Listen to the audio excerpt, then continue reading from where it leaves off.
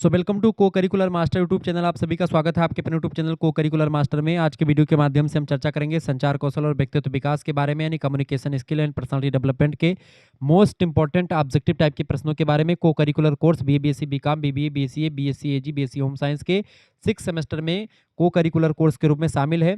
आप इस वीडियो को अंत तक जरूर देखिएगा। इससे पहले मैंने को करिकुलर मास्टर पर बहुत सारे लेक्चर दे दिए हैं, ये भी आपके लिए बहुत ही महत्वपूर्ण है, तो आप सभी लोग इसको भी देख लीजिएगा। वीडियो को शेयर कर दीजिएगा और लाइक भी कर दीजिएगा। हमारे दूसरे चैनल को करिकुलर मास्टर पर शुक्ला एचडी पॉइंट पर भी लेक्चर आपको मिल जाएगा। एक मैराथन क्लास मैंने ली है जिसमें 250 क्वेश्चन को मैंने बहुत ही तीव्र गति से बताया हुआ है, आप देख लीजिएगा। ये भी मैं तीव्र गति से ही बताऊंगा।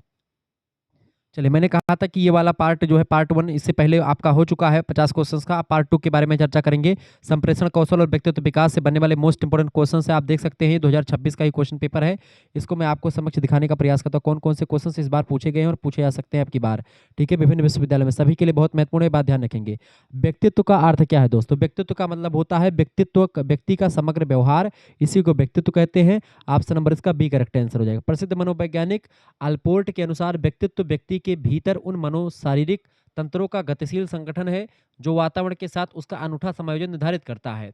दूसरा क्वेश्चन आप देखेंगे, प्रश्न व्यक्तित्व का एक प्रकार है, व्यक्तित्व इनमें से कौन सा? देखिए, अंतर्मुखी व्यक्तित्व का एक प्रकार है। व्यक्तित्व को 2 भागों में बांटा था कार्ल जुंग नाम के एक विद्वान ने। ठीक है, एक अंतर्मुखी जो कम बोलते हैं, अपने विचारों में खोए रहते हैं, मतलब और किसी से कोई मतलब नहीं होता, समाज से कटे कटे रहते हैं। और दूसरे होते हैं बहिर्मुखी व्यक्तित्व जो सामाजिक होते हैं, समाज में बातचीत करते हैं, बोलते हैं, सभी समाज में रहते हैं। ठीक है, ये होते हैं बहिर्मुखी व्यक्तित्व। और बाद में जो है बहिर्मुखी और अंतर्मुखी मिलाकर के एक बना उभयमुखी व्यक्तित्व। तो 3 प्रकार के व्यक्तित्व ये कार्ल जुंग के अनुसार होते हैं। ठीक है, तीसरा प्रश्न व्यक्तित्व में शामिल है। व्यक्तित्व में दोस्तों आपके विचार और भावनाएं शामिल होते हैं। फर्स्ट ऑप्शन करेक्ट आंसर हो जाएगा। इसमें हमारे सोचने का तरीका, हम कैसा महसूस कर रहे हैं, हमारी भावनाएं, ये सब सम्मिलित होती हैं और व्यवहार को प्रभावित करती हैं। चौथा प्रश्न व्यक्तित्व के निर्धारक हैं इनमें से। देखिए, व्यक्तित्व का निर्धारण इनमें से केवल कौन करता है? वातावरण करता है। इनमें से भाग्य, ऊंचाई, धन, ये सब नहीं करता व्यक्तित्व आपका निर्धारण। आपका वातावरण और आपकी आनुवंशिकता 2 कारक होते हैं व्यक्तित्व के निर्धारण के। ठीक है, एक होता वंशानुक्रम और एक होता वातावरण। हम जिस माहौल में रहते हैं, जो शिक्षा पाते हैं और जो अनुभव प्राप्त करते हैं, वही हमारे व्यक्तित्व का आकार बनता है। इसमें 2 चीजें होती है, एक वंशानुक्रम आपको प्रभावित करता है और दूसरा वातावरण आपका प्रभावित करता है। अगला 5वां प्रश्न है व्यक्तित्व मूल्यांकन का अर्थ क्या है दोस्तों? व्यक्तित्व मूल्यांकन का अर्थ होता है गुणों का मापन करना। ठीक है, सेकंड ऑप्शन करेक्ट। गुणों का मापन करने को व्यक्तित्व का मूल्यांकन कहते हैं। पर्सनालिटी असेसमेंट को गुणों का मापन कहते हैं। इसका मतलब ये है कि किसी व्यक्ति के व्यवहार, किसी व्यक्ति की आदतें, मानसिक लक्षण को समझा जाए और उसे मापा जाए। इसीलिए आप देखते हैं रोसा इंकपॉट टेस्ट होता है, हरमन रोसा ने दिया इसको। TAT व्यक्तित्व परीक्षण होता है, थियोमेट्रिक अप्रिसिएशन टेस्ट होता है, व्यक्तित्व को मापन के लिए ही किया जाता है। अगला क्वेश्चन आपका सफलता के लिए पहनावा का अर्थ क्या है? सफलता के लिए पहनावा मतलब उचित पहनावा। ठीक है, उचित पहनावा को सफलता के लिए पहनावा कहते हैं। इसका मतलब यह है कि महंगे कपड़े पहनने से नहीं होता, बल्कि अवसर और स्थान के अनुसार कपड़े पहनना। जैसे आपको अगर मूवी देखने जाना तो जीन्स का पैंट और बढ़िया लोफर शूज पहन करके जाइए, टी-शर्ट पहन करके जाइए, कोई दिक्कत की बात नहीं। लेकिन जब आप नौकरी करने जा रहे हो तो फॉर्मल शूज, फॉर्मल ड्रेस, एक बढ़िया चमड़े की एक ही कलर की चमकती हुई पट्टी की बेल्ट, और उसी जिस कलर का बेल्ट है उसी कलर का आपके हाथ में घड़ी का पट्टा, ठीक है, उसी कलर का जूता होना चाहिए आपका। ये सब चीजें देखी जाती हैं। ठीक है, अगला 7वां प्रश्न है अच्छी त्वचा देखभाल में शामिल है। अच्छी त्वचा देखभाल में स्वच्छता शामिल होती है। ऑप्शन नंबर इसका फर्स्ट करेक्ट आंसर हो जाएगा। जैसे कि देखभाल का पहला चरण होता है कि धूल, मिट्टी और कीटाणुओं से मुक्त रखना अपने आप को। स्वस्थ जीवन शैली और स्वच्छता ही त्वचा की चमक को बढ़ाती है। ठीक है, 8वां प्रश्न औपचारिक हेयर स्टाइल होना चाहिए। औपचारिक हेयर, आज ऐसा नहीं कि कटवा लो 2 साइड बार, हनी सिंह जैसे कटवा लो, मिथुन चक्रवर्ती तो बढ़िया बाल कटवाए रखते हैं। हालांकि जैसे आजकल कौन से हीरो तमाम सारे हैं, जो है वरुण धवन, ठीक है, और तमाम प्रकार के जो बाल वाल कटवाते हैं, वैसे आप हमजा जैसे बाल रख लो, आप जैसे वो रखा था, क्या नाम है, धुरंधर, रणबीर कपूर, ये रणबीर सिंह जो हीरो है, उसका बाल देखो बड़ा बड़ा है। तो ऐसे बाल रख करके आप औपचारिक हेयर स्टाइल में नहीं जाएंगे। ठीक है, आप इसमें सुसज्जित बाल रखें। ऑप्शन नंबर इसका करेक्ट आंसर क्या हो जाएगा? सेकंड ऑप्शन बिल्कुल करेक्ट आंसर हो जाएगा। ठीक है, अच्छी तरह से कटे होने चाहिए और समरे होने बाल होने चाहिए। बिखरे हुए बाल अनुशासन की कमी को दर्शाते हैं। अगला क्वेश्चन 9 नंबर प्रश्न आपका चुका है एक्सेसरीज का उपयोग होना चाहिए। एक्सेसरीज का उपयोग संतुलित होना चाहिए। ऑप्शन नंबर इसका बी करेक्ट आंसर हो जाएगा। घड़ी, बेल्ट और गहने जैसे सामान आपका बहुत अधिक नहीं होना चाहिए या आपके व्यक्तित्व को निखारने के लिए होना चाहिए, ना कि लोगों का ध्यान भटकाने के लिए। इसलिए कम पहने, ज़्यादा पहनने की जरूरत नहीं होती है। 10वां प्रश्न, मुख स्वच्छता में शामिल क्या है? मुख स्वच्छता, ओरल हाइजाइन में आपके दांतों का ब्रश करना शामिल है। ए ऑप्शन करेक्ट आंसर होगा। 11 नंबर क्वेश्चन से व्यक्तित्व है। व्यक्तित्व दोस्तों हमेशा गतिशील होता है, डायनेमिक होता है। इसका सेकंड ऑप्शन करेक्ट आंसर होगा। व्यक्तित्व स्थिर नहीं होता है। समय, अनुभव और शिक्षा के साथ साथ मनुष्य के व्यवहार और सोच में बदलाव आता रहता है, इसीलिए गतिशील संगठन होता है ये। 12 नंबर क्वेश्चन, साज सज्जा बढ़ती है, साज सज्जा बढ़ाती है, आपके आत्मविश्वास को बढ़ाती है। फर्स्ट ऑप्शन करेक्ट आंसर होगा। अगला 13 नंबर प्रश्न है, साक्षात्कार के प्रकार हैं। साक्षात्कार के, इंटरव्यू कई प्रकार का होता है, आमने सामने बैठ करके भी, टेलीफोन के माध्यम से, वीडियो कॉल करके भी। करेक्ट आंसर क्या होगा? सभी प्रकार का होता है। डी ऑप्शन लगा दीजिएगा। 14 नंबर, साक्षात्कार का पहला चरण इनमें से क्या होता है? साक्षात्कार का, इंटरव्यू का पहला चरण होता है उसकी ओपनिंग, उसका आरंभ करना, ओपनिंग, आरंभ, इसका सेकंड ऑप्शन करेक्ट आंसर हो जाएगा। 15 नंबर क्वेश्चन, रिज्यूम क्या है? रिज्यूम आपका बायोडाटा होता है, जीवन का वृत्त होता है, इसका सेकंड ऑप्शन करेक्ट आंसर हो जाएगा।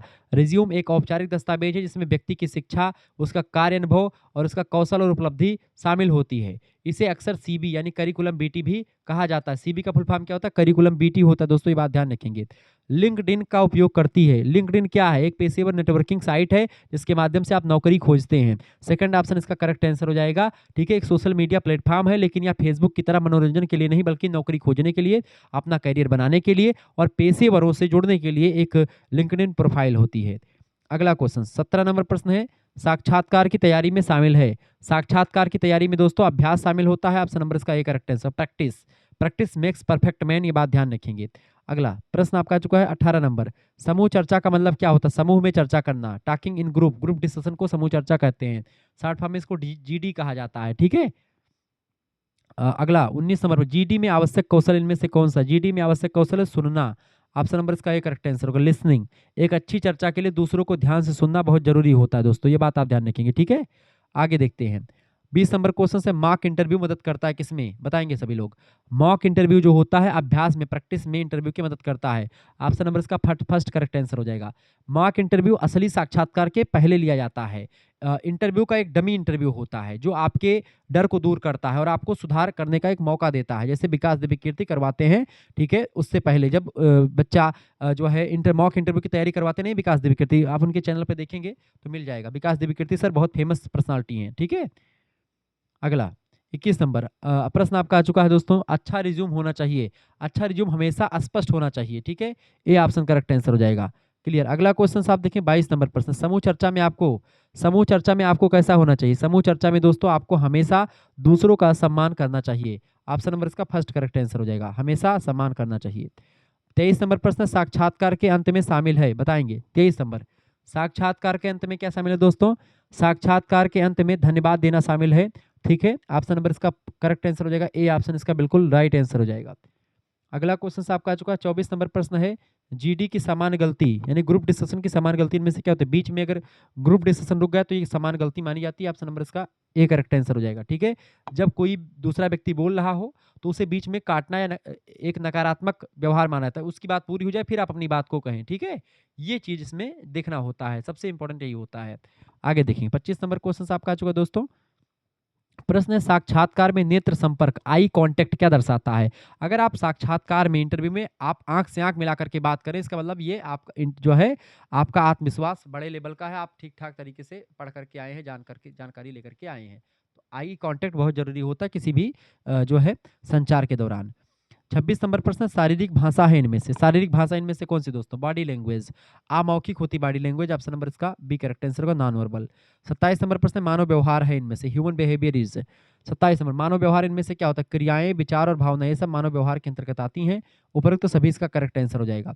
28 नंबर प्रश्न, आत्म जागरूकता का अर्थ क्या होता है दोस्तों? Self awareness means. 28 नंबर, आत्म जागरूकता, सेल्फ अवेयरनेस का अर्थ होता है स्वयं को जानना।